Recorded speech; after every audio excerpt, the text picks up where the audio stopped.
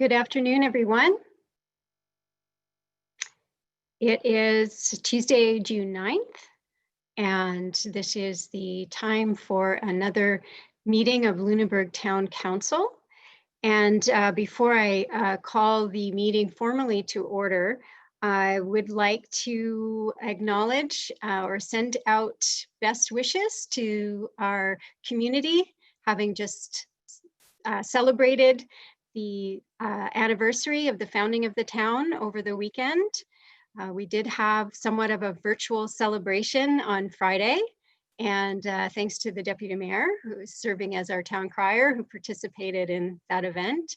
And I know that the weather put a damper on a few things that people had hoped to do over the weekend, but it was an occasion to celebrate our community.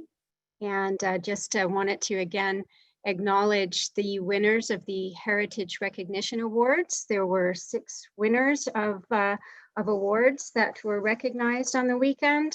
Ironworks Distillery at 2 Kemp Street, the home of Travis Hills and Marianne Donovan on 80 Creighton Street, 194 Montague Street, which is now owned by Shane Pittman and occupied by Blue Rocks Timber Framers, and also the office building of David Hertel, lawyer, at 205 Pelham Street, our Bank of Montreal building at 12 King Street, and also the B2 Holdings Limited office and accommodations building at 160 Montague that is designed and owned by Brian McKay Lyons and his company. So congratulations to all of those Heritage Recognition Award winners, and congratulations on our community celebrating as best we can in these very difficult times, and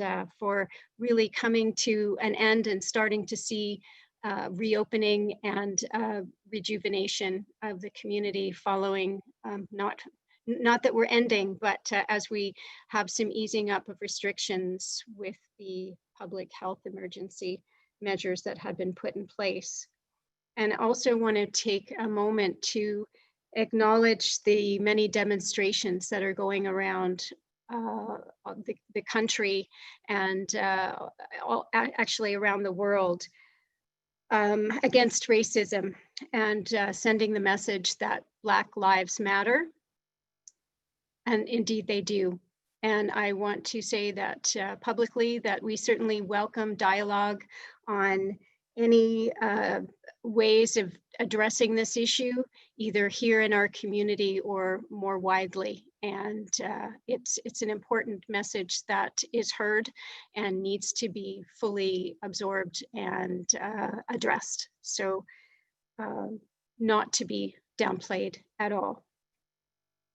So with those opening remarks aside, I would like to call the meeting officially to order, and I'd look to my colleagues for a motion to approve our agenda for today. Moved by Councillor Risser, seconded by Councillor Carnavale. Are there any additions or deletions to note or to ask for? There are none. All in favor? Any opposed? Think not. Motion is approved and the agenda is approved. Next, we have our meeting minutes of May 26th, and look for a motion to have those approved as well. Councillor Mosier moving, Councillor Croft seconding. Any comments with regard to those draft minutes? None. Then all in favor of their approval? Any opposed? Motion is carried, and the meetings are now part of the official record, or the minutes are now form part of our official record. So moving on, and again, I note for anyone who may not be now familiar with our current practice in this virtual world, we always give priority to bolded items should we look to be running short on time, and there are a number of bolded items on our agenda today. So we'll move from past public hearings and presentations, there are none today, and past correspondence, there was none received to be included with today's agenda. And we'll move into committee meeting minutes and recommendations. And first off, we have the meeting minutes of our General Government Committee, which met on June 3rd. And there is a recommendation from that meeting, and I turn it over to the Deputy Mayor. Thanks, Your Worship. As per policy, we have a fixed amount of money set aside to grant. And we spent, I almost said torturous, but it really wasn't that bad. A couple of hours because the requests far exceeded that. And so we struggled to sort of keep it within our budget amount. And we're now recommending approval of a list of grants totaling $18,115. So a little bit shy of the $20,000 that was budgeted by policy. So I would move that recommendation. Thank you. Is there a seconder for that? Councillor Risser, thank you. Seconding, yes, Councillor Croft.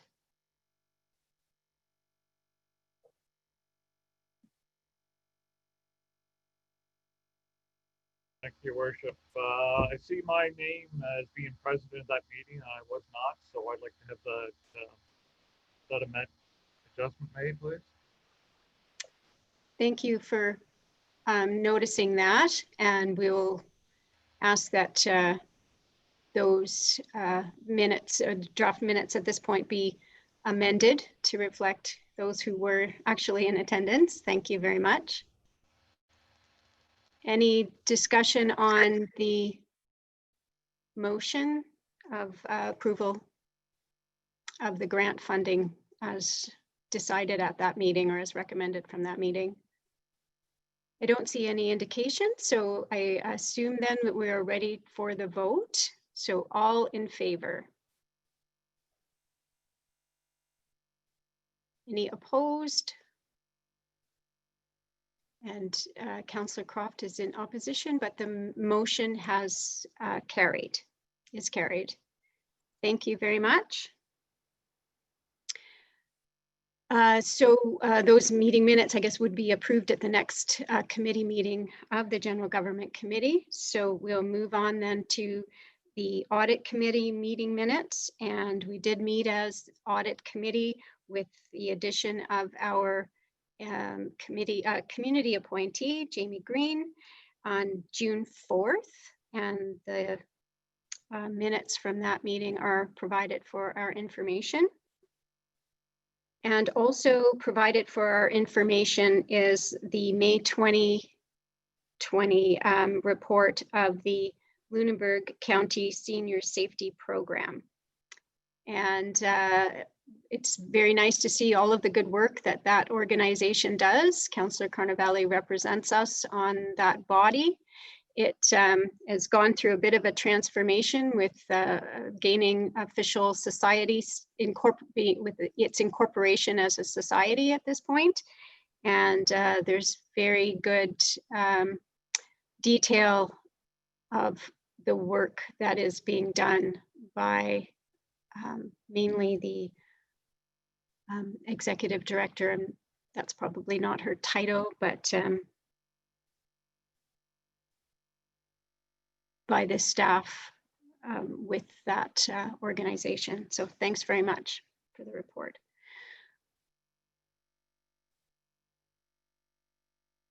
Then we will, sorry, did Councillor Carnevale, did you wish to say something? I just. Yeah, Chris Acombs does a great job. She's the coordinator. And the society has been doing a lot of work and try to gather as much funding available, to help our community and others around us. So, and also that hopefully next year we'll make their contribution a line item on our budget. So, and yes, they're doing a good job. Thank you. So yes, thank you for reminding me of Ms. Acom's name and title. And yeah, it's very difficult to do what they do in these times as well, because it's so much of it is personal visitation, but they have found ways around that with door drop-offs and phone contacts and so on, and have been doing a great job. So then we can move on to unfinished business, and under 6A, corporate services, there is a proposed property tax financing program policy, and there's a motion to approve, and Councillor Bachman is tasked with that, I believe. Yes, I'm just looking for the resolution so I can read it.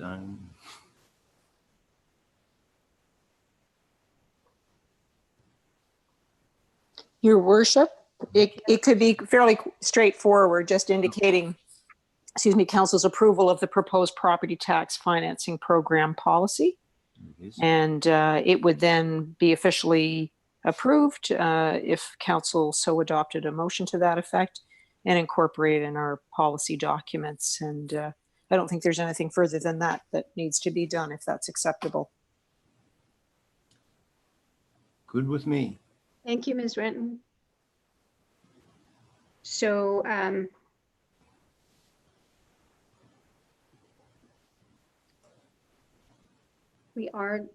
we do need a motion to that effect. So And I would make the moved by motion that was presented.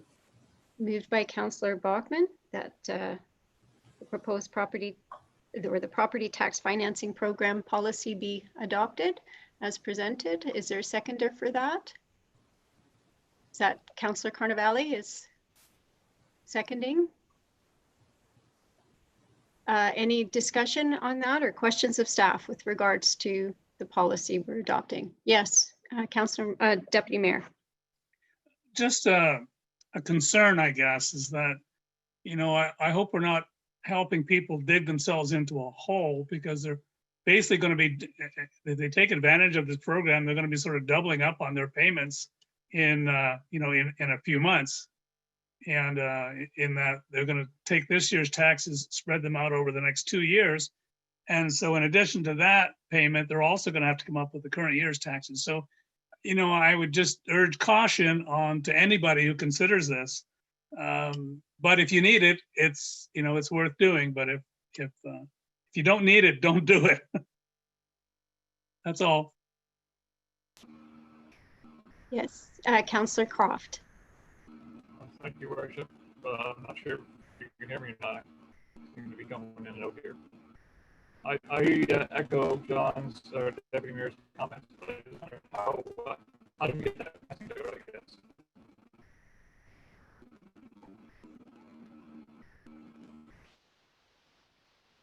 So what I heard was an echo of the concern for to exercise caution in accessing this program. Yeah, I mean, getting the message out to people that there is, you know, there is this potential of financial risk to them if they take access. So I do think there's a plan by staff to get the information out there. This is the provincial-wide program that the provinces, that NSFM has worked with the province to create, and each council who wants to offer that opportunity to the businesses and the people in their community, that they need to adopt such a policy, and that's what we are doing. So we want to be able to facilitate financial assistance by a payment plan arrangement, and this is the kind of the formula we've been given. There are lots of requirements or criteria kind of built in that I think will by their nature discourage some folks and disqualify some people from the program altogether. But it certainly should be helpful to someone who is really in need and can help them get through an unusually rough time. And I know Ms. Dagley is with us, and I don't know if you wanted to, and before I ask, I know that it needs or requires a great deal of extra effort by our staff to put this in place and to administer it. So it's not undertaken lightly. It is of definite benefit to people in need, but it is at a considerable effort on our part as well. Ms. Dagley, did you want to add anything?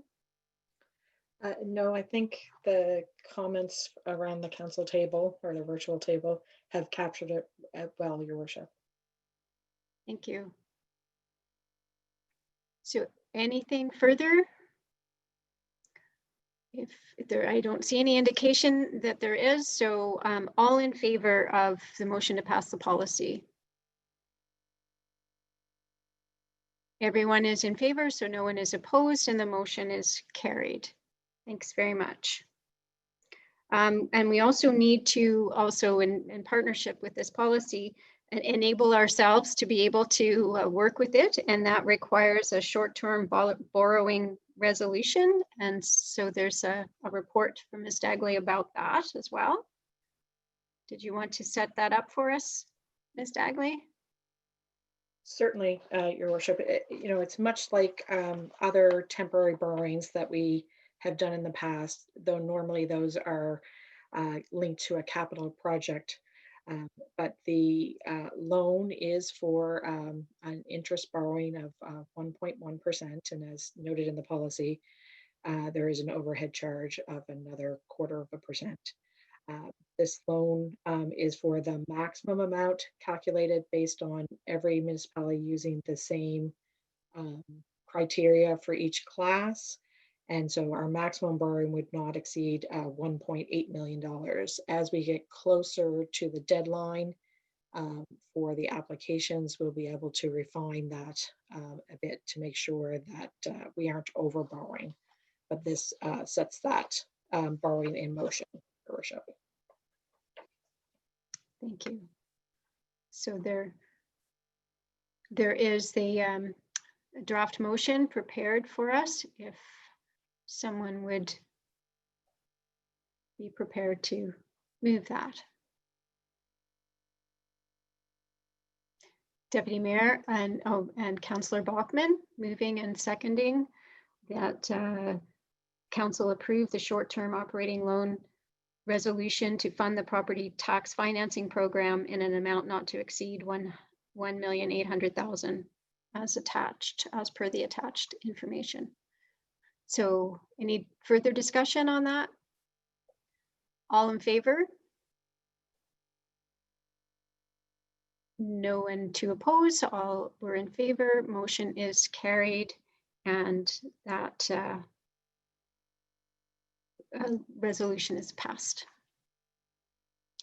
So I know, and the deadline is, not that long away. So it's, the end of July, I think. So people do need to be vigilant and take advantage of programs that may benefit them should they be in need of additional financial assistance. So we will do our best to make sure people that may need to take advantage of this are informed. So next on our agenda, also a bolded item, is municipal and CSAP elections 2020. And our returning officer had provided information for us.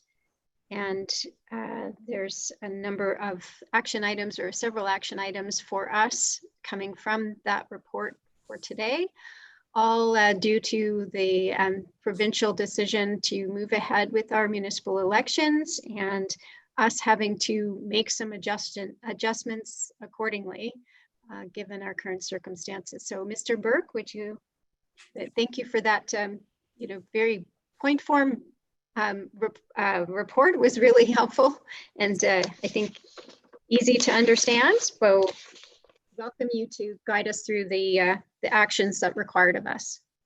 Thank you, Your Worship.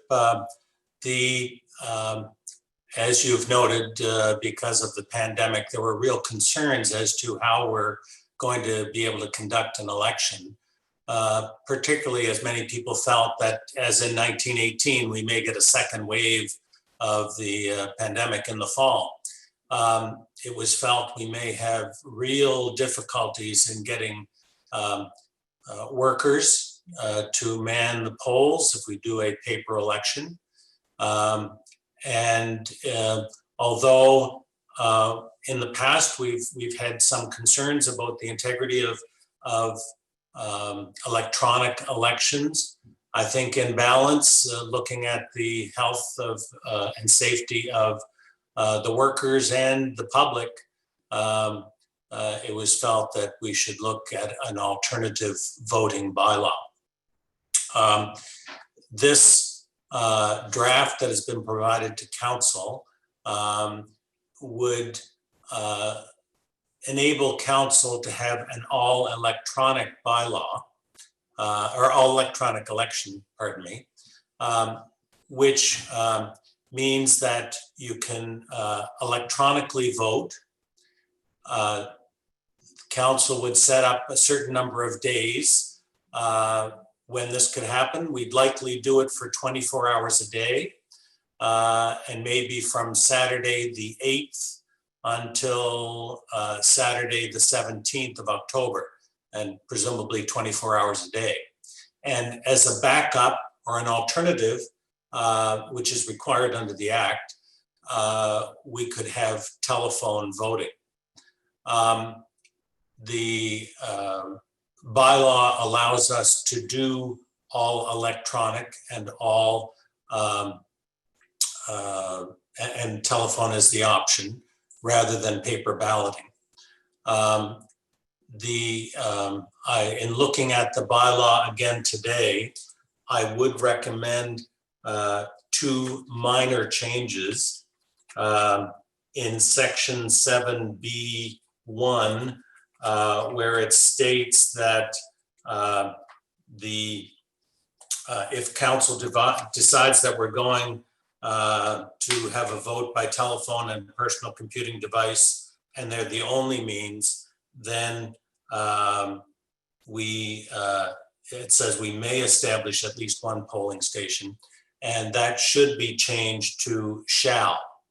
And what we would do is we would set up a polling station that would either have one or two iPads or a telephone available for people to vote. And we'd likely have a help desk as well during that time. The other minor amendment is in 7B2 that where it says it shall be open on ordinary polling day. We'd also include advanced polling days. So this would allow people, if they needed to vote by a friend or may need the guidance of a returning officer, that sort of thing, they could be present. We had a motion last fall on October 22nd. It was moved by Councillor Risser, seconded by Councillor Carnevale, and that was on my recommendation, that the town of Lunenburg continue to use paper-only balloting for the 2020 municipal election. We're basically one of the movers or seconders or someone voting in favor of that motion at that time should give notice that at the June 23rd meeting of council that they will be introducing or moving a motion to rescind the aforesaid motion dated October 22nd, 2019. So that's the first item to be dealt with today, if council is of a mind to consider that. Thank you very much, Mr. Burke. And so we would look, I guess, in particular to Councillors Risser and Carnevale to see if one of them would move rescinding the earlier motion. It would be giving notice at this time that at the June 23rd meeting, they'll be introducing a motion to rescind the October 22nd motion. So given. Thank you. So we just need one of our counselors to do that, Mr. Burke. So Yes, it's in the accomplished. same vein as giving notice in any other form. Thank you. Yes. And thank you, Councillor Risser, for doing that. So we'll look forward to completing that rescission, presumably on June 23rd, our next regular meeting. And Your Worship, the second matter to be dealt with today is we've included the draft bylaw. And as I've indicated, there are two amendments which I feel should be included, and I will forward those to the CAO after the meeting. But essentially, it's included in the package. It's saying that one of the councillors gives notice that he will, at the June 23rd meeting of council, be moving a motion to give first reading of the alternative voting bylaw attached as Schedule AVB, and that would be with the amendments. Thank you. Could I have mover to that effect? It would just be someone giving notice, Your Worship. Sorry, yes, not a mover. Giving notice. So given. So Councillor Risser will give notice of potential first reading at our June 23rd meeting as well. And Your Worship, that is the only matter that I have on other than the Heritage Bandstand. And I think the CAO felt that council did not need my advice on that. If council has any other questions about the election, I'd be pleased to field them at the present time. Otherwise, I would sign off. Thank you very much. So yes, Councillor Risser. Yes, thank you, Your Worship. Yeah, just two for Pat quickly. Pat, first of all, what steps are going to be taken to ensure the security of the election given this new format? And secondly, what steps are going to be taken on accessibility given that, you know, access to online resources is not particularly uniform across the population? The first thing is I'm not sure what one can do to ensure the security of pins. One would hope that the list of electors is accurate and that the pins would be sent out by IntelliVote to the electors in the town, and then they would be voted on the pins. There are offenses under the Act. There was a case arising out of Stewie Act, I think, from the 2016 election, where one lady voted 6 pins. And I don't think there was any allegation that she voted them contrary to the way the people wanted them, but it's still inappropriate under the Act. I think it was wrongly decided. I think the judge should have taken the position that if it was possible that it could affect the result of the election, then the election should have been set aside. And that wasn't the test that he used. If you, I was at or attended a virtual conference, as did Heather and Heather, excuse me, 2 weeks ago, and they don't seem to be concerned about significant fraud in relation to the use of pins. It's something that I guess you have to monitor. Dean from IntelliVote says that they can tell whether their, votes have been cast from one IP address or that sort of thing. So there are some internal safeguards that can be used to indicate that maybe something awry has happened. The second question was, The second question was regards to making things accessible for people Yeah. who don't have, online access or telephone hookups, or generally marginalized folks who struggle with that. okay, I think it's something like 99.2% of the people in Nova Scotia have telephone access. But having said that, we would have electronic voting. The alternate is telephone.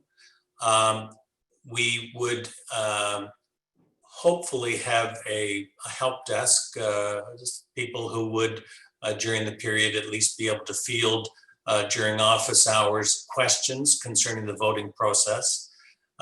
Certainly on advanced polling day and election day, there would be a poll where people could come and actually physically use a phone or an iPad and cast their vote, and the DRO at the poll would be able to give assistance to the individual.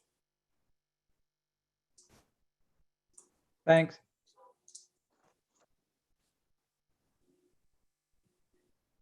I know, having heard these discussions over 2 different elections now, and there's a lot more experience out there by municipalities within our own province who've used these tools, the electronic tools for voting. And with the exception of Suiak, which was a very unfortunate situation, they do highly recommend them to others.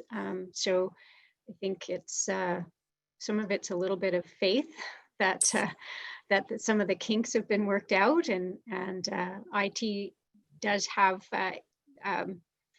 I guess kind of subtle ways of finding out if there are oddities in the way votes are cast. So with the addresses being tracked and so on. So I do think it is fairly secure these days, and hopefully our citizenry will, given these circumstances, appreciate the need for doing it this way. And certainly we would do everything we can for them to all gain a level of comfort in how it can be done, and to protect their privacy and preserve the integrity of the election. But are there any other questions of Mr. Burke on this? So we will be dealing with all of this again at our next meeting. And I thank Mr. Burke for diving in on this and getting extra intel from other sources. The report from HRM was very interesting and provides a lot of insight too. I think contrary to popular belief, it doesn't seem to increase the number of voters as we would hope it would. But maybe there's room for optimism on that front as well, that perhaps it may at some point. And Your Worship, I think it has more to do with historical voting trends in a municipality. We had somewhere between 54 and 57%, I think, with paper balloting. It may depend partly on whether there's a mayoralty race. People tend to get more excited when that's the case. And by-elections tend to have a lesser turnout as well. And I think they found that recently in the Sackville by-election. Yeah, it was 20-some% or something. 22%, yeah. Yeah, sad, really, but unfortunate. Yeah, disappointing. But maybe with all of the social activism that's going on, people will see that voting is a incredible way to actually exercise their voice. So exactly. Valuable. Thank you, Your Worship, but I will sign off. Okay, thank you very much. And all that discussion, we can move on then to the next item on our agenda, which is 6A3, the Blockhouse Hill Development Proposal of Richard Redmond of Redmond Properties. And we're just looking for some discussion at this point. It had been raised earlier, and we have staff have been working on it, I understand, but there was a request by members of council that we discuss this and perhaps get a status update. So the floor is open on that.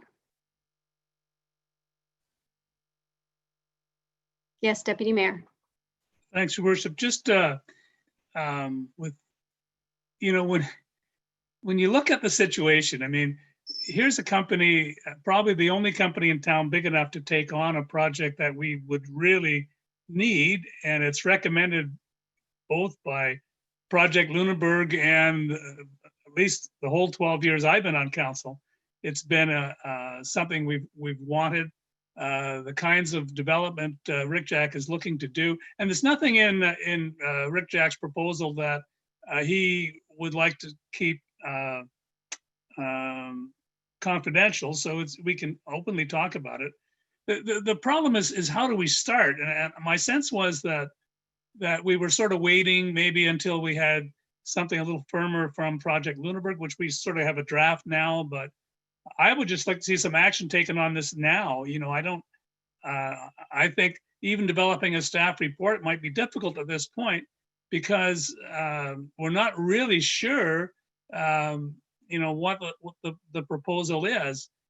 As you look at it, they're talking about two very similar apartment units to what's on Sandy Hollow Road, and and then a number of housing lots. But I must admit, there's a few things in his proposal that I'm not clear on. So what I would like to see is I'd like to see perhaps the development manager and the CAO meet with Richard and sort of come up with what are some of the options that are out there. In my conversations with him, he's open to just about anything, including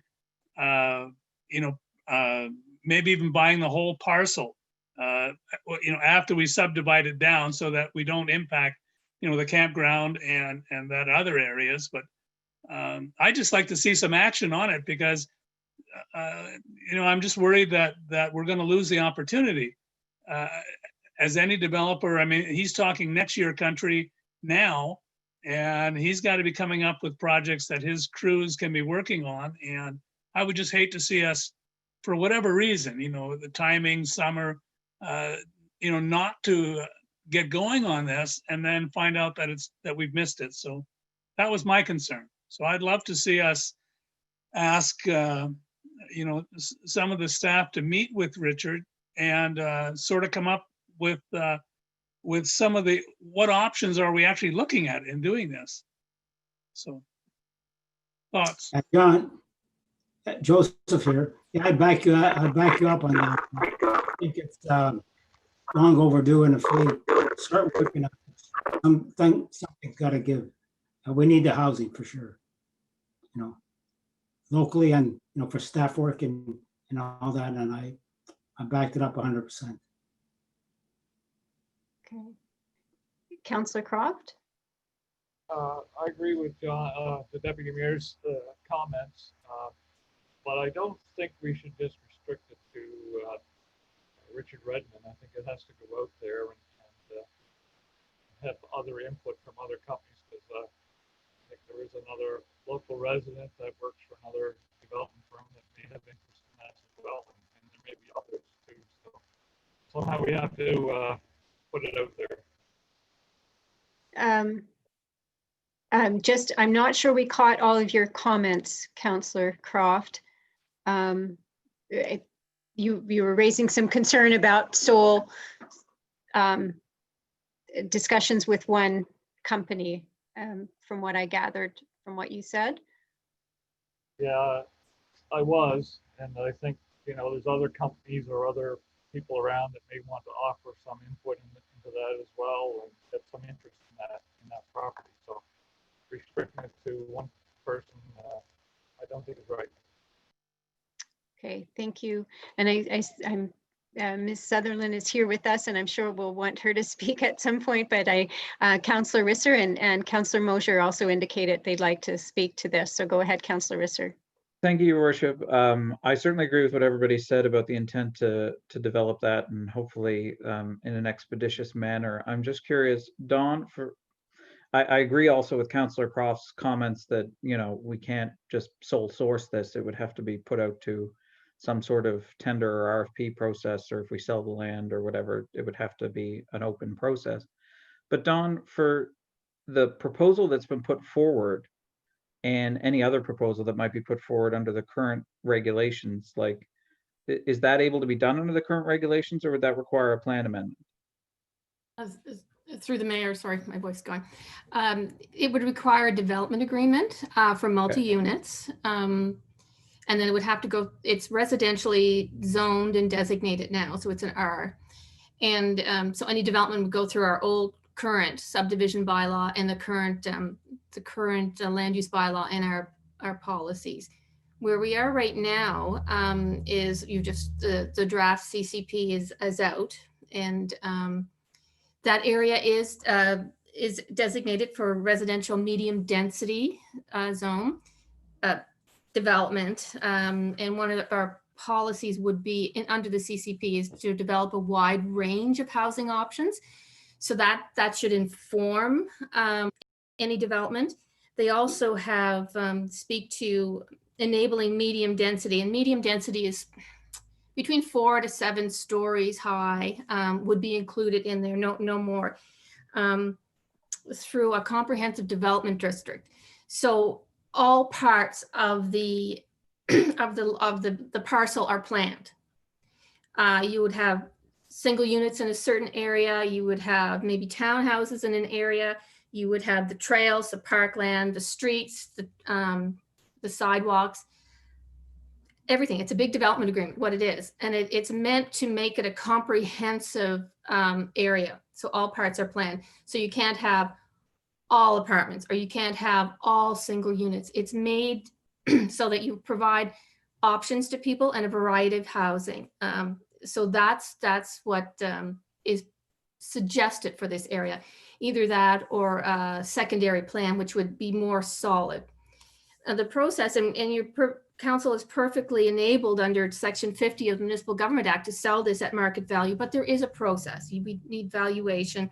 It needs to go out for an RFP. You've sold surplus property before, so you know that.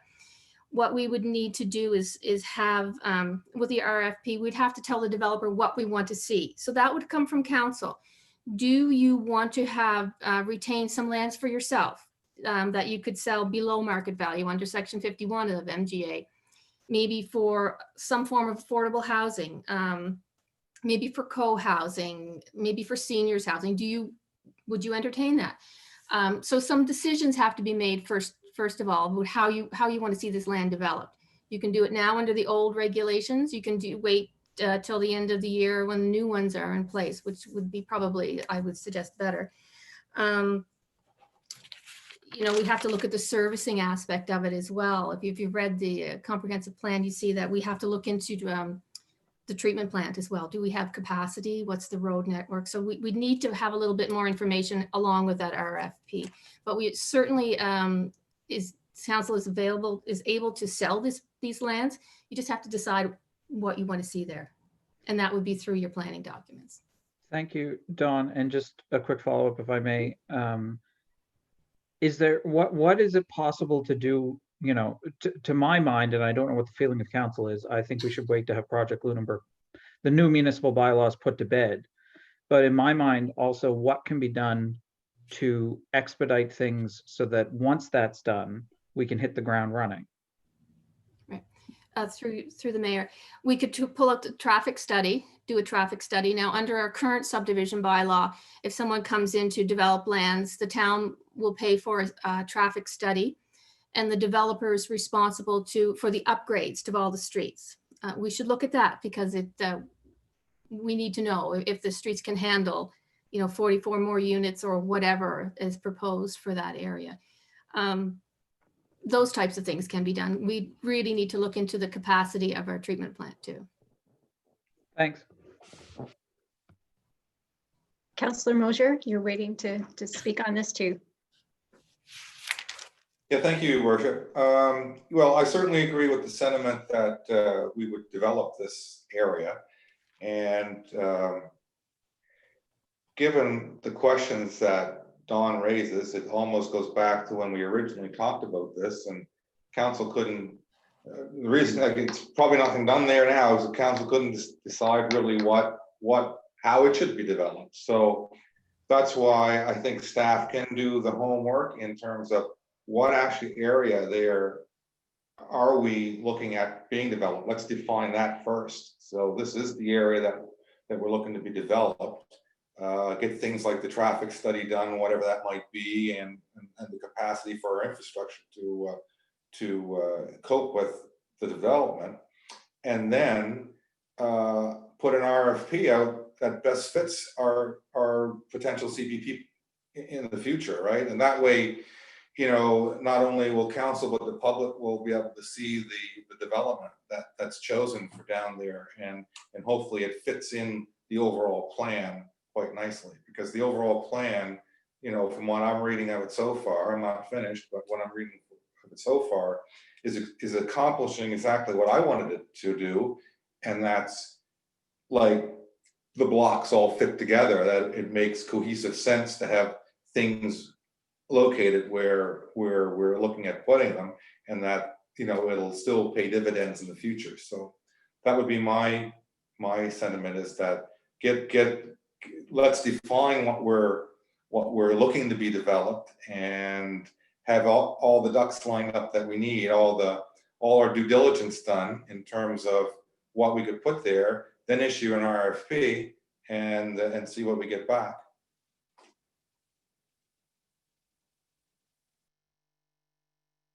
Thank you. Any other comments from members of council? Yes, Deputy Mayor. Your Worship, you know, we've gone through some of these processes before, back to 2005, actually.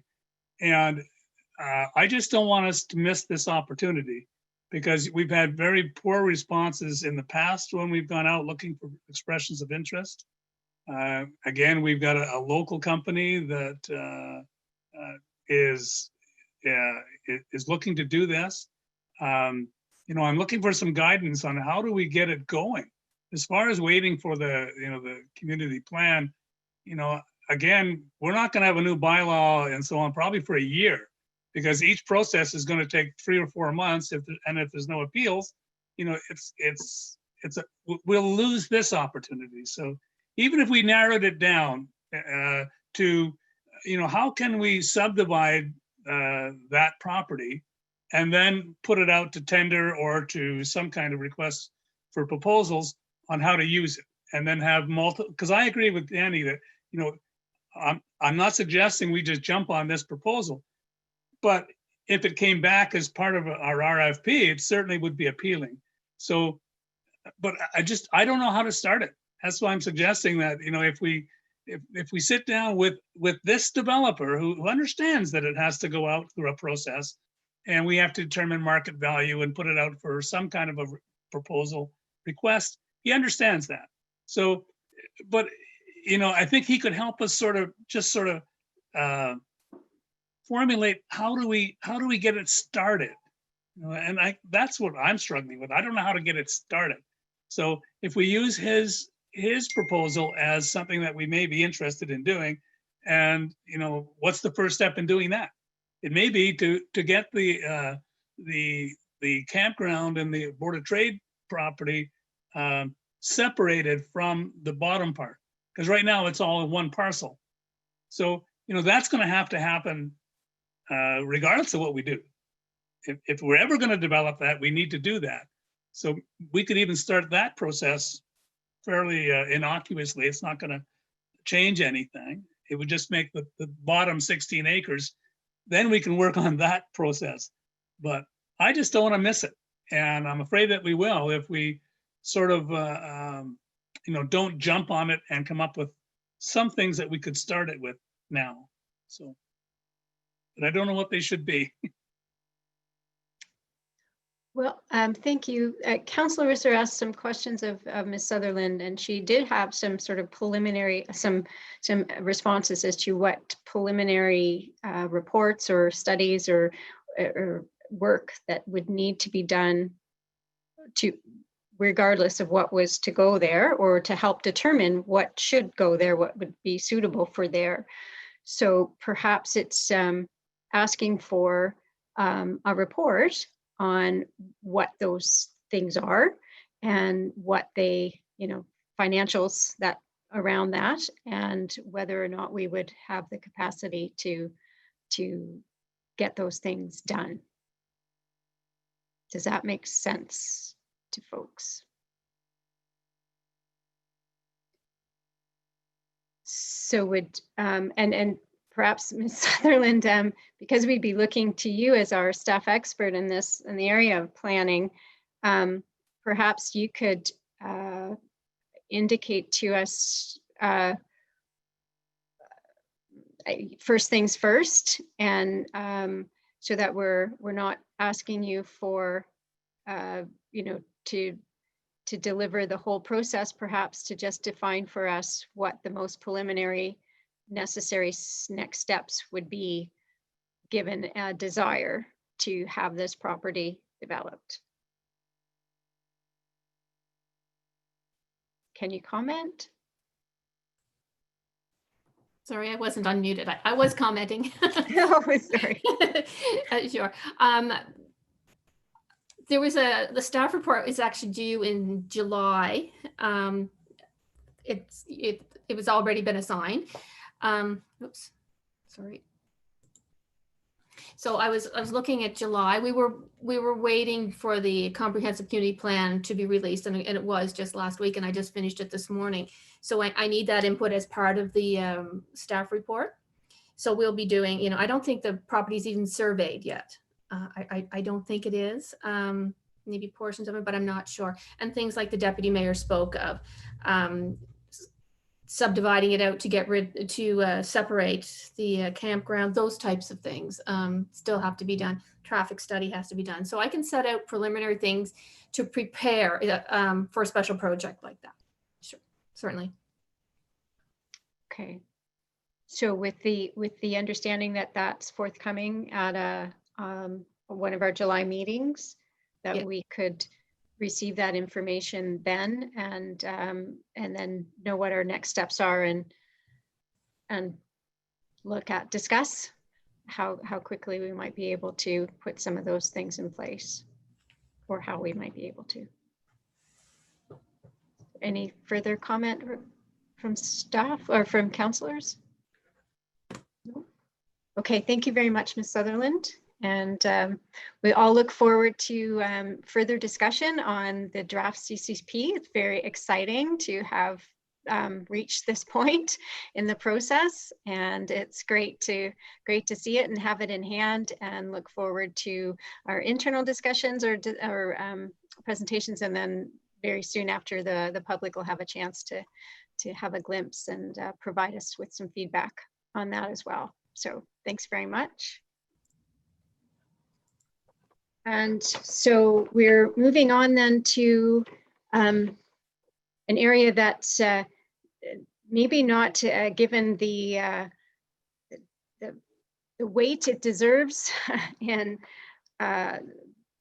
in view of all the things that we discuss on a regular basis, but we've been looking at our source water protection management plan, and had asked for an update on that plan. There's not much more vital than providing safe water to our community. So we have Mr. Beliveau, who's worked with us on this, and he has prepared a report with some recommendations for updating this plan. So Mr. Beliveau, welcome. Okay, can you hear me? All right. Can. Okay. I don't know, you can't see me. I don't know what's going on there, but Oh. that's all right. As long as you can hear me. Can hear you. Oh, let me just see here. Here we go. All right. I was asked to look at the source water Protection Management Plan, just to do a review, and that was carried out. The town last October got a new permit, approval to operate the water utility, and in that there's a requirement to review the source water protection management plan on a yearly basis. So as part of the review, what I did is I went to the Nova Scotia Environment's website to see if there was any new information. When we prepared this plan years ago, there's documents and guides on the provincial website which walked you through how to prepare a plan. So that those documents have not changed. Nothing's been updated. There is a drinking water strategy that was carried out in 2002, and part of that was carried out by the province. And there's a multiple barrier approach, which is keeping the water clean, which is what your source water protection plan is, making it safe, which is your treatment process, and then proving that it's safe. And that's by carrying out all the tests that are required on a daily, weekly, quarterly basis. And so of the 5 guides, the first 4 were required to prepare the plan, and the step 4 or guide 4 is part of is included in the source water protection plan. Identifies the different ways that you can protect your source water, either by buying land or bylaws or best management practices. A lot of in the source water protection management plan, there are a lot of appendices which include a lot of best management practices, which are already in the plan. Contingency plans and designation. A portion of our 3/4 of the watershed is designated already as a protected water area. There's about 1,200 acres, 900 of it is protected. So there's a portion on the western side of the watershed that's not designated as a protected water area. And the other issue is educating people or landowners to make sure they keep our watershed clean. And now this part of the review now is the monitoring and evaluation of the plan. So that's kind of where we're at now.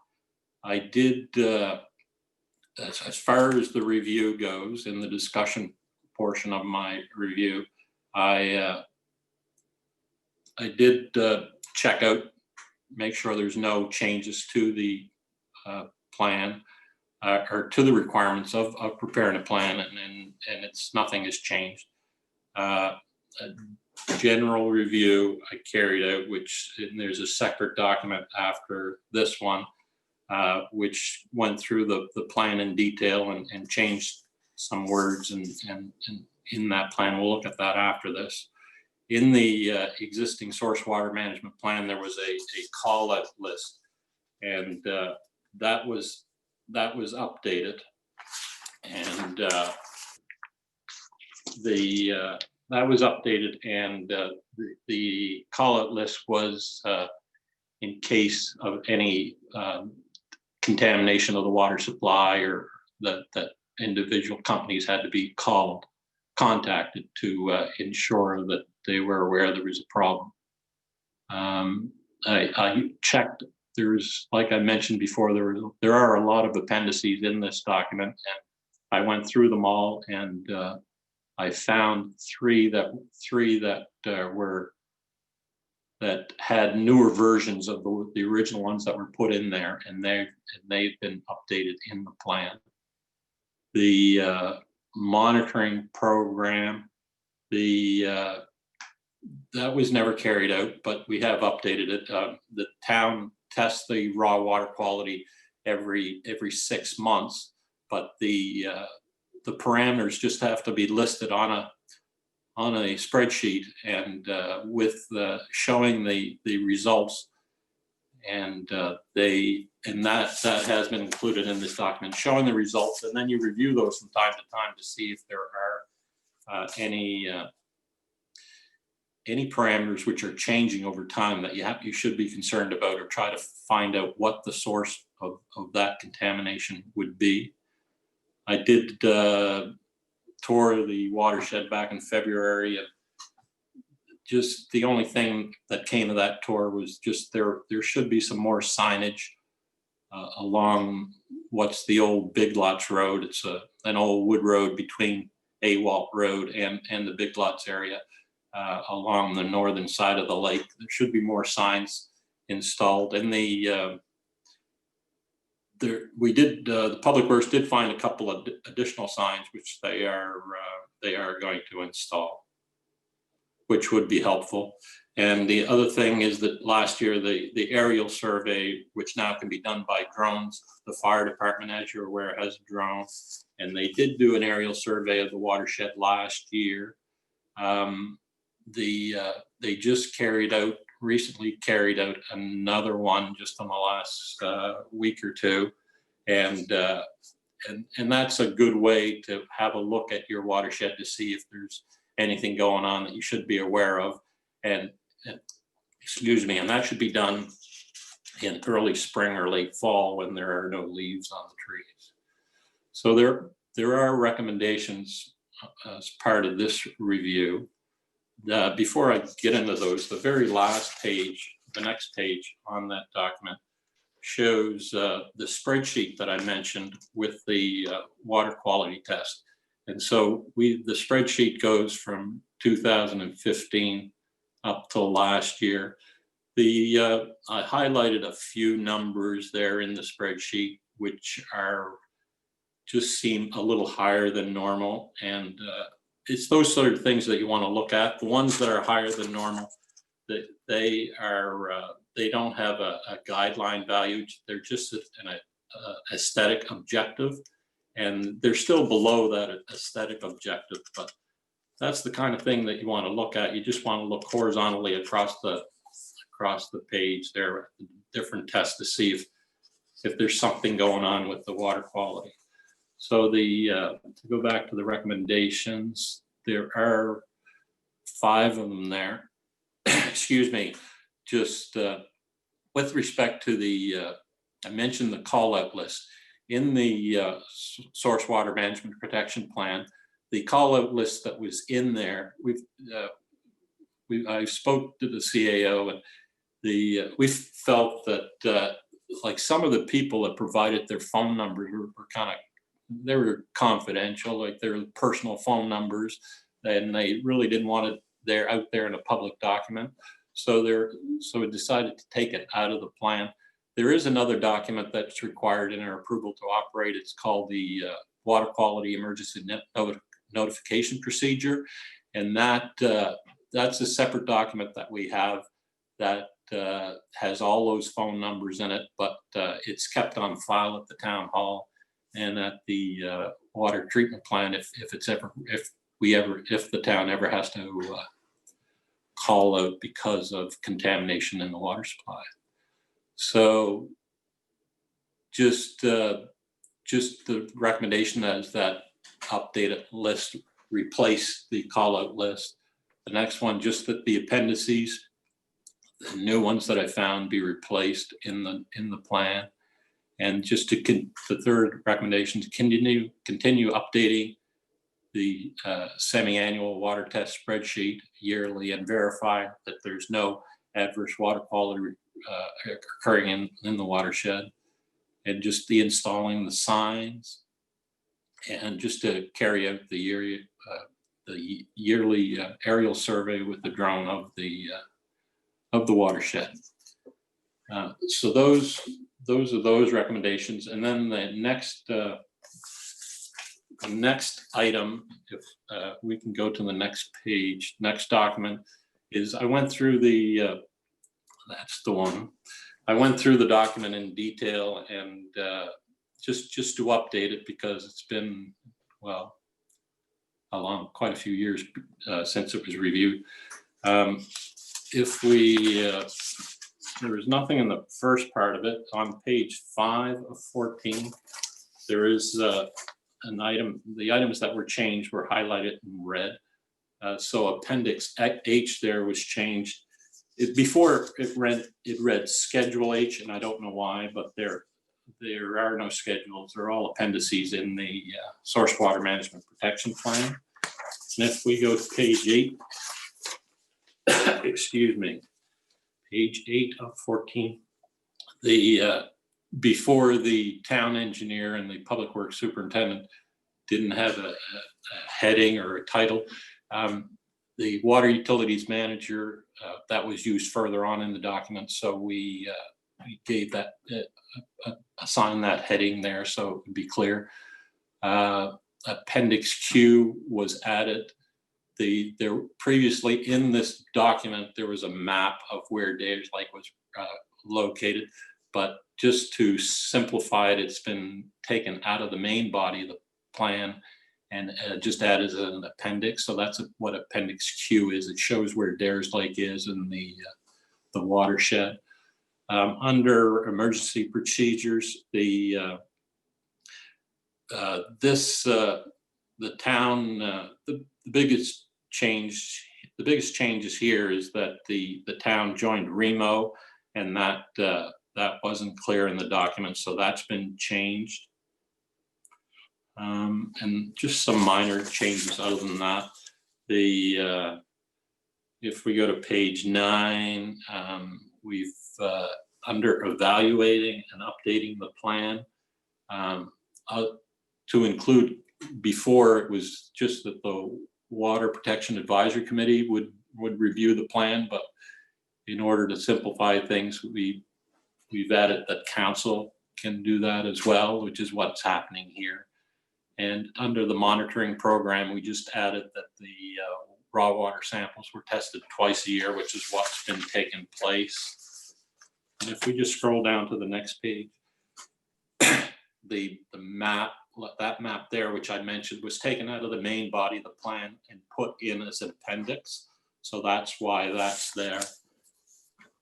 And the next page, the boil water advisories, they are part of that notification procedure, and they're kept on file at the town hall and the water treatment plant. So that's the review, Your Worship. I don't know if there's any questions. I'd be happy to answer them. Thank you very much for that review of your review. Really appreciate getting this important work done.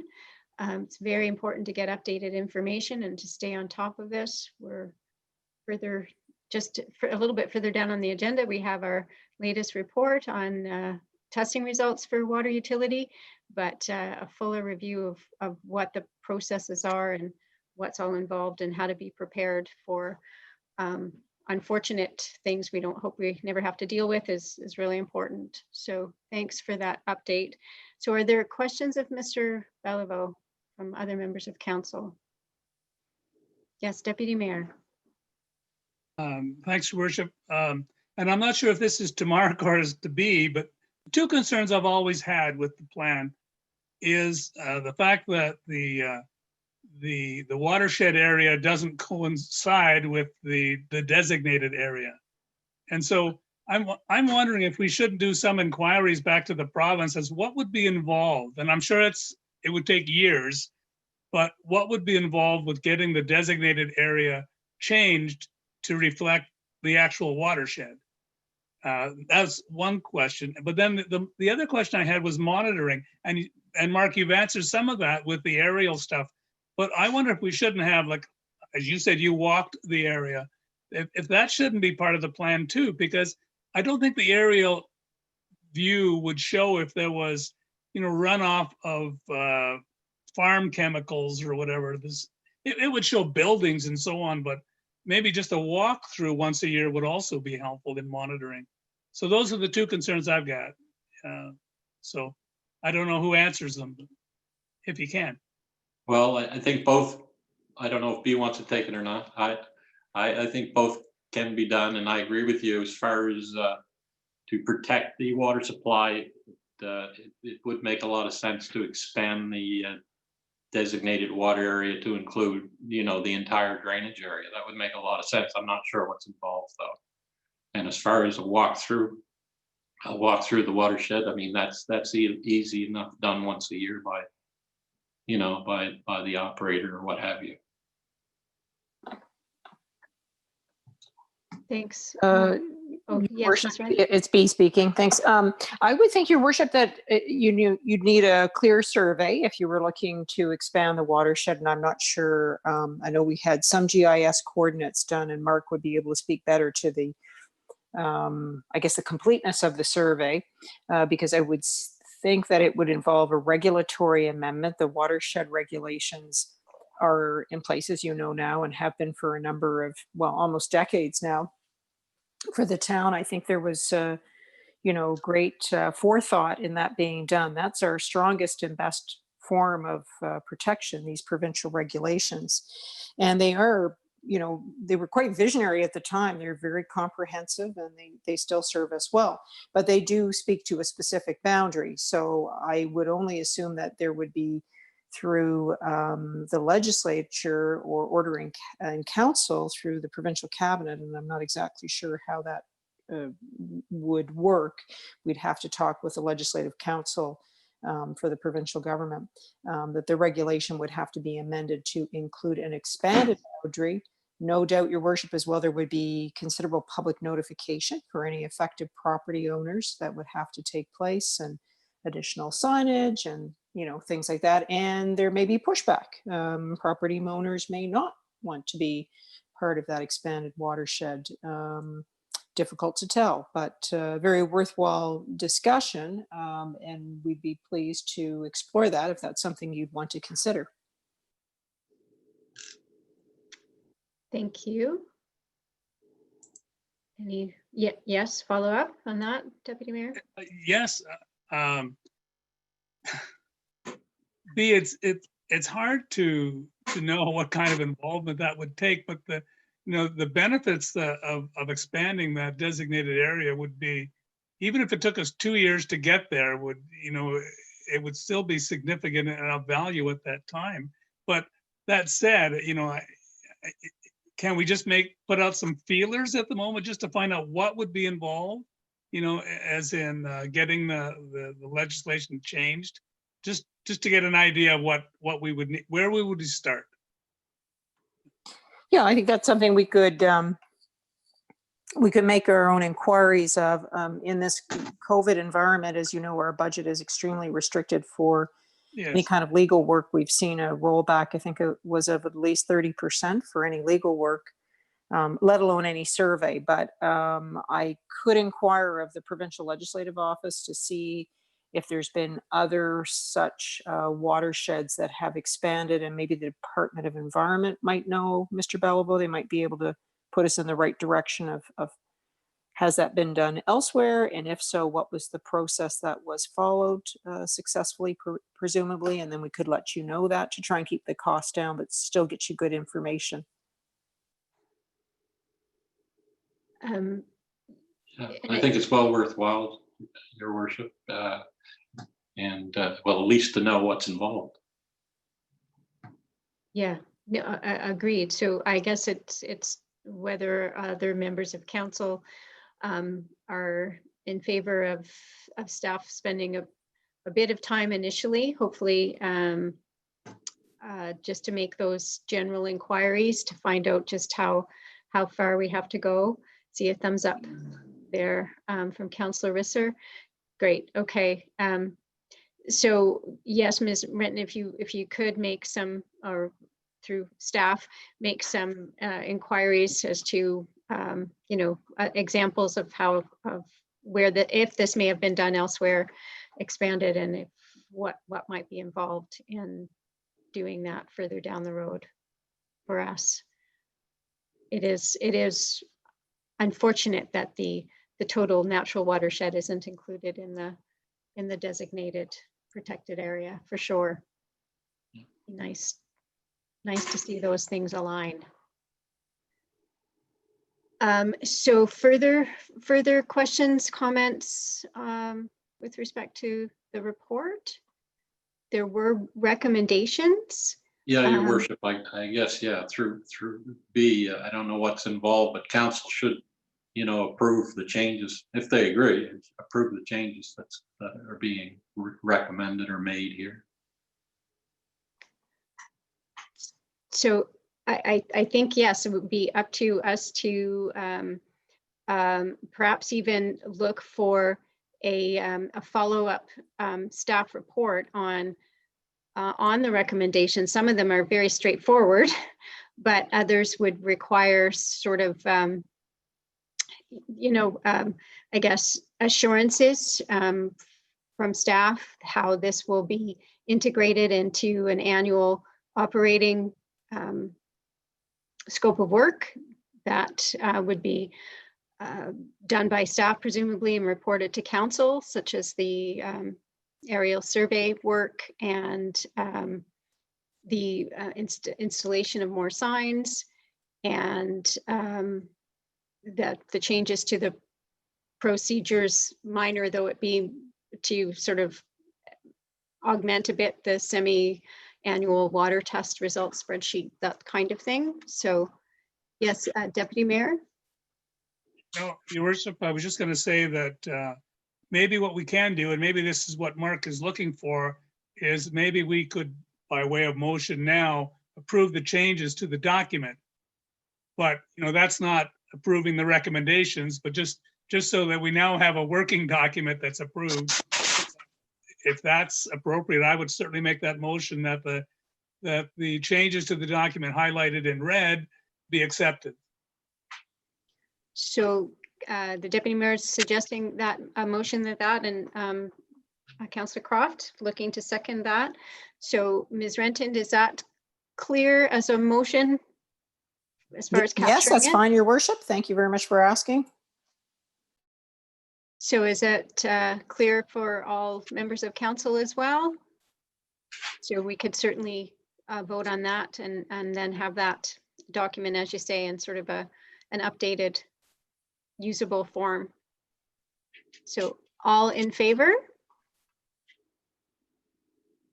And that is everyone in favor. So the motion is carried. Thank you very much. And that document will be updated as noted in the report. Okay, so Your Worship, I guess I'll zoom out. Yes. Well, I guess before you do that, Mr. Bellevaux, I just ask are there other follow-up measures that we should take, or steps that we should take as a council now with respect to the recommendations, as far as, I'd be interested in making sure we have some sort of annual monitoring and how that happens with the new council coming in place and being here. Is there a way to give us some assurance or that this will be integrated into operating processes of staff going forward? Your Worship, the testing of the water quality, the raw water quality, that's done anyway. It's just putting the numbers on a spreadsheet, just so you're clear. We're not spending any more money. That just happens twice a year anyway. It's just putting it on the spreadsheet. That hasn't been happening on that particular issue, if you're concerned about that. But, thanks for the clarification. No, I think I understood that, but maybe not everyone did. But that's the kind of thing, I guess, recommendations can be made, and if we don't sort of do our due diligence to make sure that the people down the line get the message, it might kind of get left in limbo. So I'm just wondering how we get that assurance that these things can be incorporated and carried forward, because they seem like very wise things to do going forward, and hopefully will help avoid lapses in monitoring and ensuring the quality of the resource. Ms. Renton, can you give us any guidance on that? Mr. Tillard is also on the line. I Oh. understand, your worship, but I would think that they would simply be folded into the updated plan as well. You could certainly have an additional motion to that effect, addressing all of those recommendations as a general directive of staff to task those items. I think that would be very reasonable.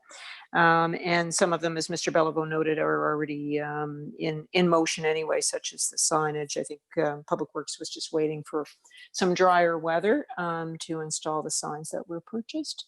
And otherwise, yeah, I think most of those things can very readily be incorporated. But I would defer to Mr. Tillard. Thanks, Tillard, your okay. worship. Yeah, absolutely. We've, I've got our work plan, annual work plan developed now, which I think we'll see a little bit more of that later in the meeting here. And, things like the annual survey will just be wrapped into our annual work planning. It's now recorded, it's now followed up. And so I think we've no issue with any of that. So Great. It would be super then to have a motion just to give direction to staff to that effect. Yes, moved by Councillor Risser. Is there a seconder? Councillor Bachman, thank you. That the other recommendations be adopted by staff appropriately. I would just add maybe one additional thing that was suggested during the discussion is about the walkthrough thing, which I don't think was actually itemized in the recommendations, but I think it's a very valid thing that might be now appropriate just to add in as another measure of assurance and another way of monitoring.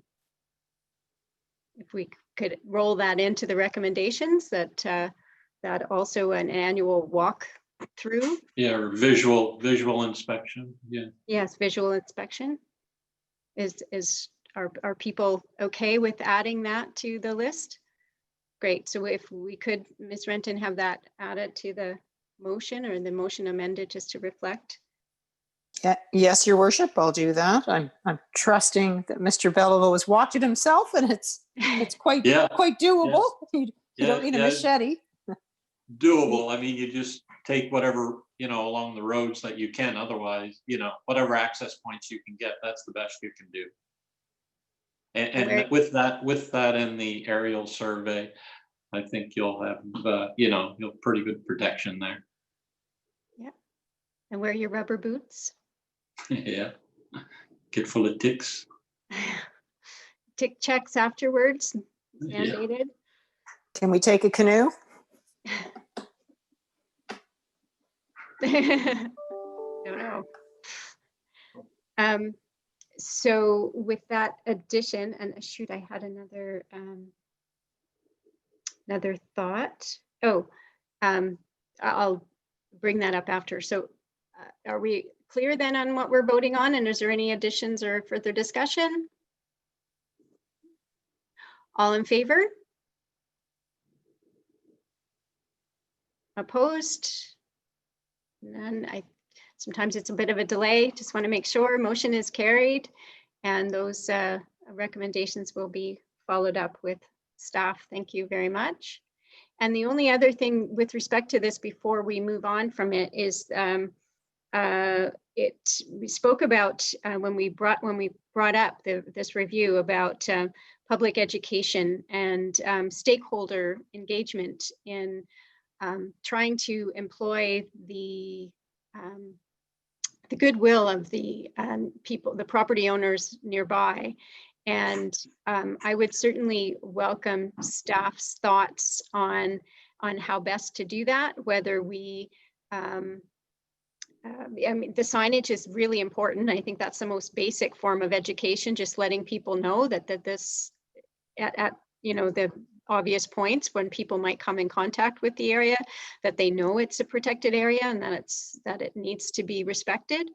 But there are more subtle things that maybe could be done with sharing the aerial footage with the neighboring property owners, for example, sort of annually giving them an update or inviting feedback from them about anything observed that's mutually important. Just I think it would be wise to give some thought to ongoing, I guess, nurturing of a positive relationship with the stakeholders and ensuring that people are aware that this is a watershed area. So I don't know if there's any thoughts on that, or if there's anything that needs direction of staff, or if that's just something that council could discuss more thoroughly at another time. No? Okay. Yes, Deputy Mayor? Your worship, I'm trying to think back to 2009 or so. I mean, that was the biggest area of contention, was the state. And in fact, when the province sort of mandated that we had to have a source water protection committee, which included representatives of the landowners, I mean, that was the biggest topic of conversation, was their use of their property, even though the designation was very clear what they can't do. But we had to get their approval, which we ended up getting. But it was a rough conversation for weeks, so, yeah, I like the idea of keeping them informed, but I would hate to have them think that maybe it brings the topic up for discussion again, because that would be a hard road.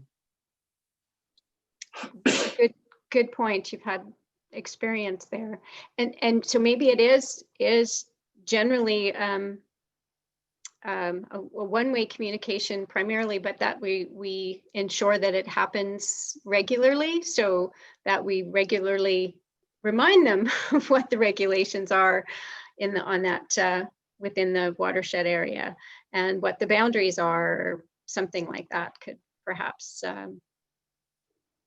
be worthwhile. I'm just worried about people not being informed, properties changing hands, us not necessarily knowing, people drifting into, but perhaps the regular monitoring and the visuals would alert us to any potential issues there. So. And the signs. And the signs, right, okay. Okay, all right, well, I think sorry, someone on a. Yeah, Joseph here. Oh, I thank think you, I've Joseph, sorry. overstayed my time. I gotta check out. Okay, I have to well, check out. thank you. My time. Thank you, Joseph. A little bit of pain. You need to go take care of yourself, and we are a little bit over time for taking a recess anyway.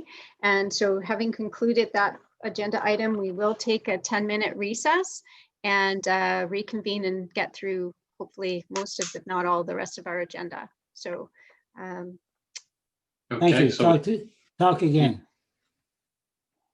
Oh, sorry. I'll see you later then. thank you, Mr. Bello. Okay, bye-bye. Bye-bye. Your worship, you're reconvening at what time? 3:45, did you say?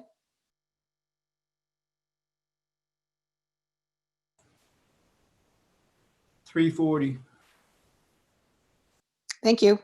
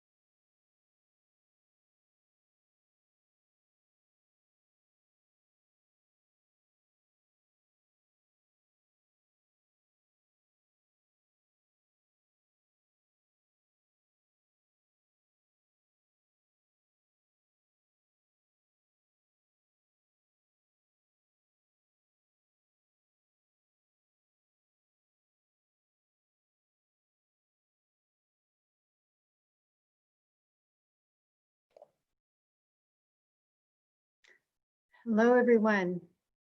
Are all of those who need to be here back and set to resume? I think Councillor Carnavelli, are you able to rejoin us? See the, I believe he has departed for the duration of the meeting, Your Worship.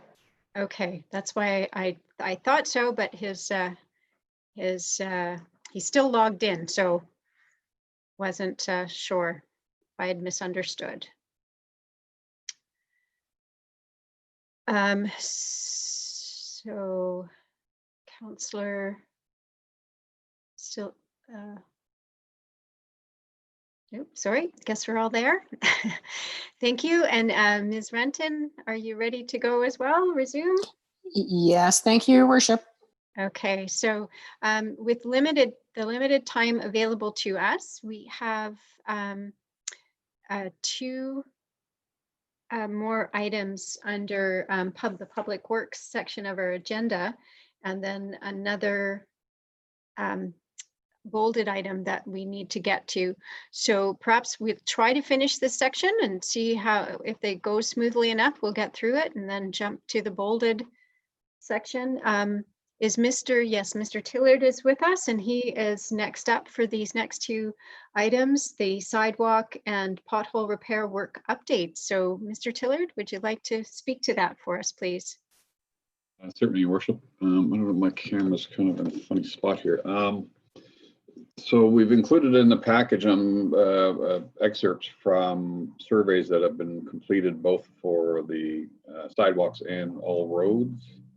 And basically the town has been laid out in grids, and each grid has, the details within each grid are recorded, and quite a bit of detail. So that will be our tool in future that we'll use for planning work. Included in there are some maps that Paul put together to kind of give it an overview. It's not really very detailed in terms of day-to-day work planning, but at least gives you an idea of the state of things, essentially. For instance, on this sidewalk map, I'm not sure which one we've got up here. We've got the street map there. That we've got sort of categories of, 50% of the sidewalks require replacement is green.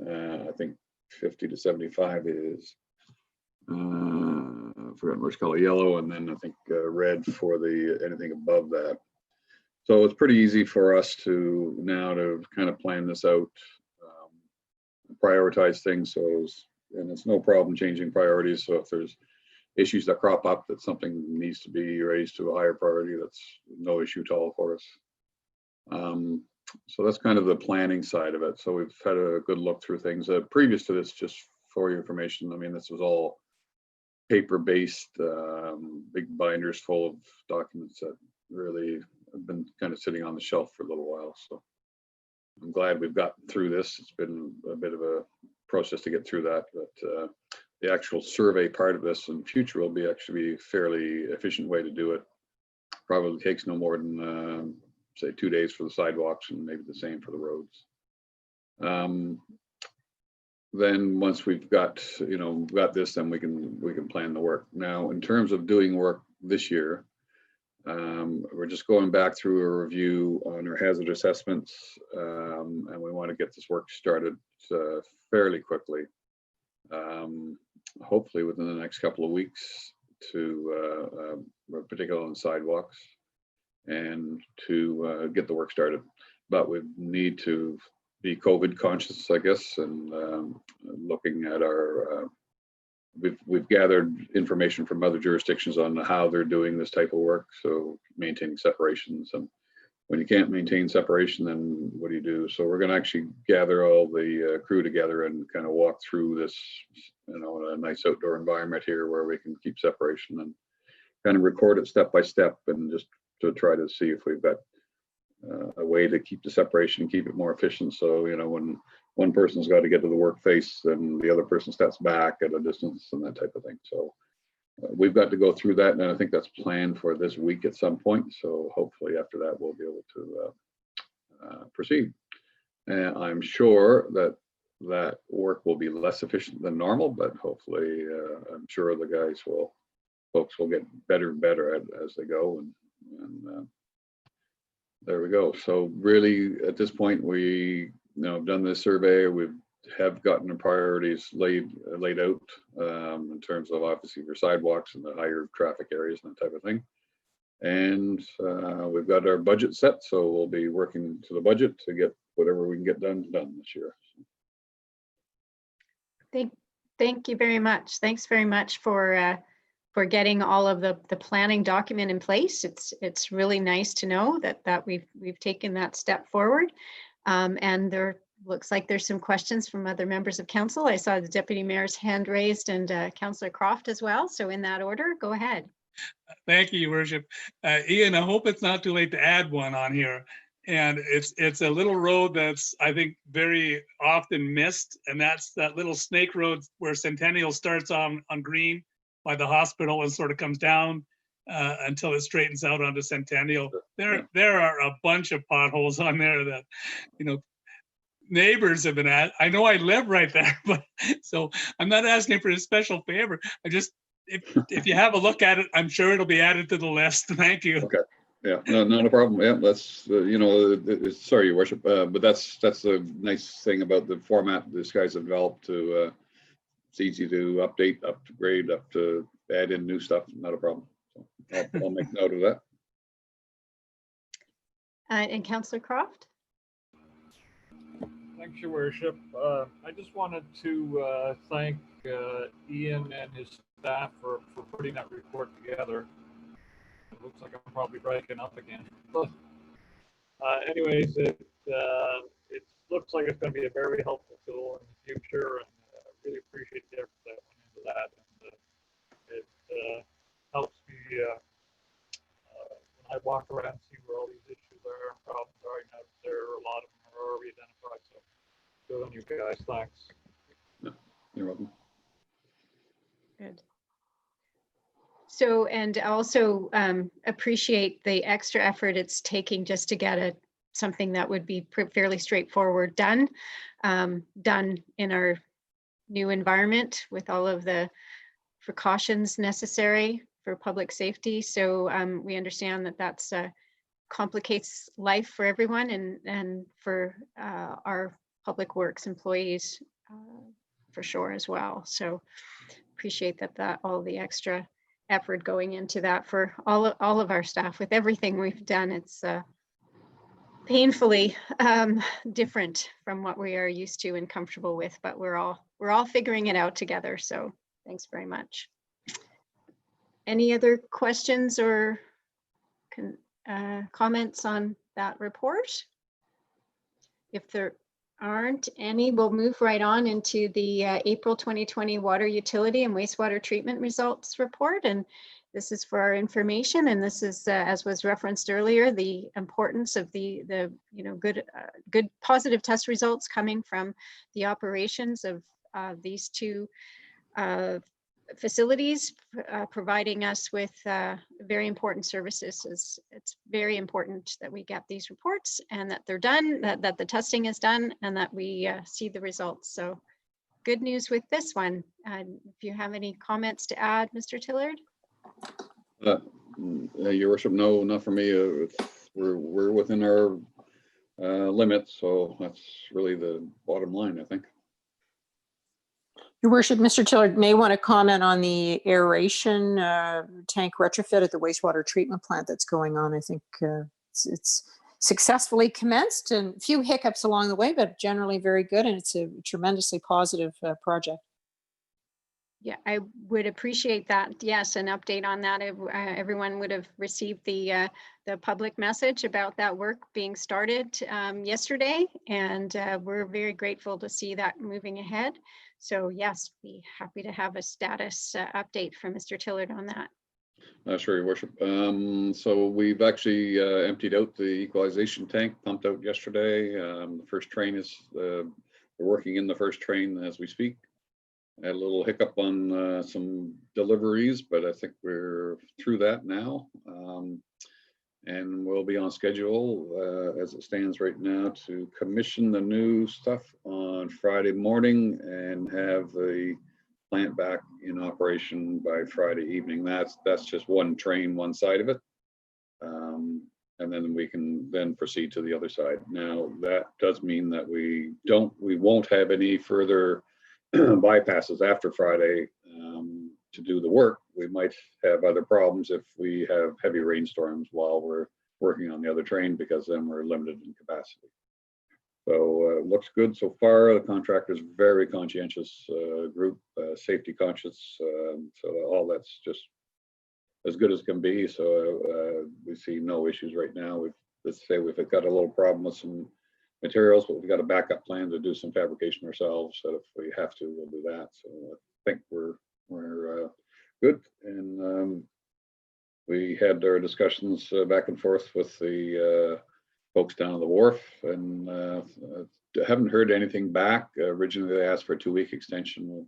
We could say we could live with 1 week and really no more than that. And they accepted that, and I expected to hear some flack back from that, but I have not heard any. So that's a good sign, I think. And I think for future, yeah, those folks down there need to be engaged maybe a little earlier in the process next time. So yeah, so otherwise good. Thank you very much for your leadership on that. And as I said, very excited to have this this portion of the wastewater system improvements started, underway, and looking forward to future upgrades too. But great to, this was a big one and an important one. So any other comments on that? Thank you very much. Always great to see good results, and nice to know that our upgrades are underway. So we don't have a lot of time in the time we allot ourselves. So I would just skip over the next report under new business, just so we ensure we deal with our priority items. And so it is, I guess it does fall back under Public Works, but under new business with respect to the request from the Rotary Club to have a planter installation with a sign, morale booster, bit of a signage to add to the community. And they're looking for our approval to go ahead with that. Yes, as per the note from the President, Mr. Gray. So comments, questions, discussion on that item?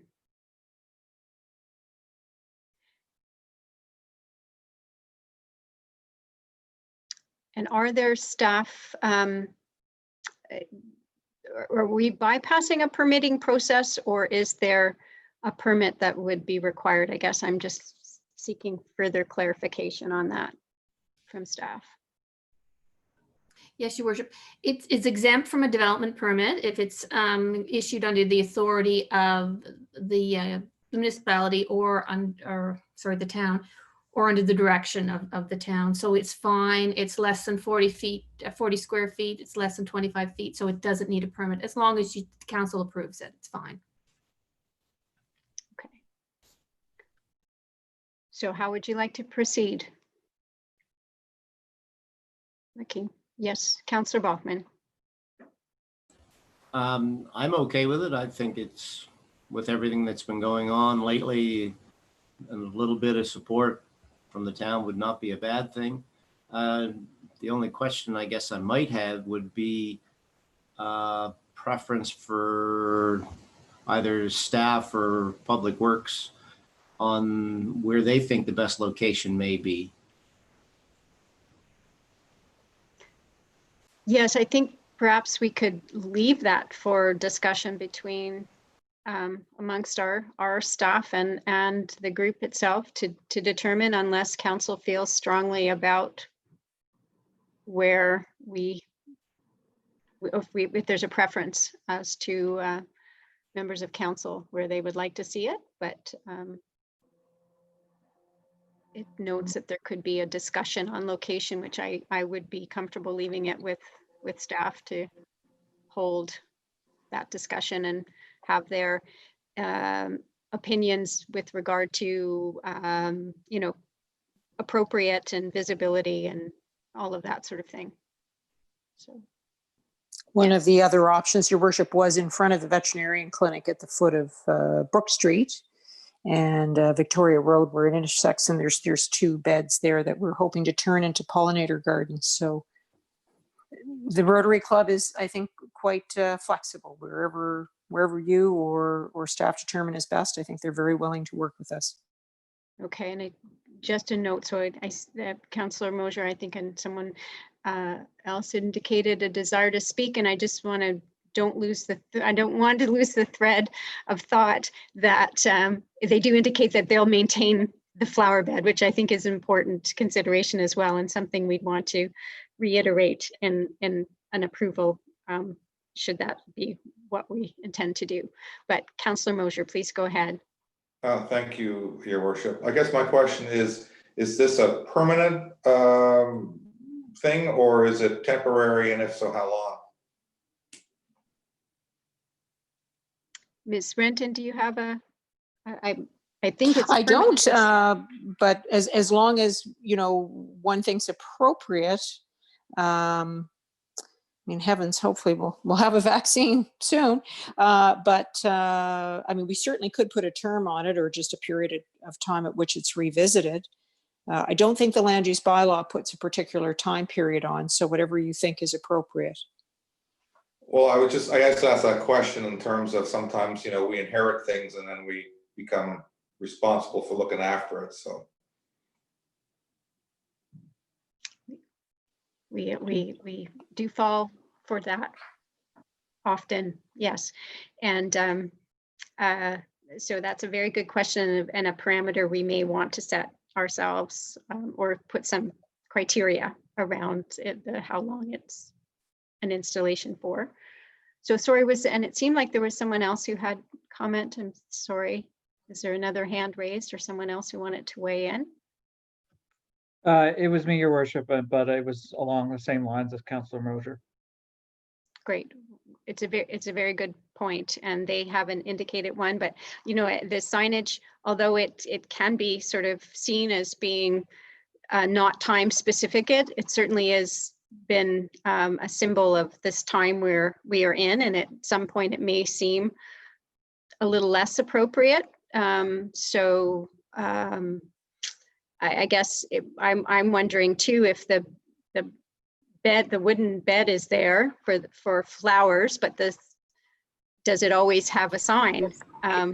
Isn't the other part, I guess, I was wondering about. Yes, Councillor Croft? Well, Your Worship, I'll make a motion that we accept their request, leave it up to staff to determine where the flower of the planter will be placed, and that the sign be moved by winter time. I figure by winter time it'd be time to come down anyways with winds and everything. So I'll move that. Okay. Is there a seconder for that? Seconded by Councillor Risser. So that the installation take place with staff guiding where guiding the location, and that the sign be somewhat temporary, and that we would ask that it be removed. Winter, so the new year, would that be or so End of the year. End of the year. Would there be, I would just wonder, if they would come back and ask if it's, and if for it to stay up longer, I suppose that's something we could entertain at that time. And but for now, that seems fair. Yeah, sure, gotcha. Okay, any other thoughts? Are we ready for the question on that? And is that motion clear, Ms. Renton? Did you want to read it back, or? I'm glad you asked. Moved by Councillor Croft, seconded by Councillor Risser. I got that part. that we approve the Rotary sign request, which would be affixed as a schedule. Let staff determine the location, and the sign shall be removed by the end of the year. Yes. Yeah, Councillor Croft? Just one comment, when staff reviews the location of it, consider mowing and that type of thing around the sign where it would be appropriate, I guess. So it'd be easier to locate it and work around it, I guess. Yeah. I think they'll probably want to weigh in on some of those things. Yeah, absolutely, Your Worship. Yeah, and we also look at overhead Right. wires, underground pipes, that sort of thing. So no, it's an excellent point. So are we ready for the question? All in favor? All in favor. No one opposed. The motion is carried, and we look forward to seeing that sign adorn the town somewhere where it looks best and serves the purpose it was intended. Yes, Councillor Croft? It's 4 o'clock, so I'll make a motion for adjournment. Seconded by Councillor Risser. All in favor? I oppose, but motion carried. So I'd like to get business done. So we will defer the other items on the agenda till our next meeting, and the meeting is adjourned for today. Thank you all for your participation.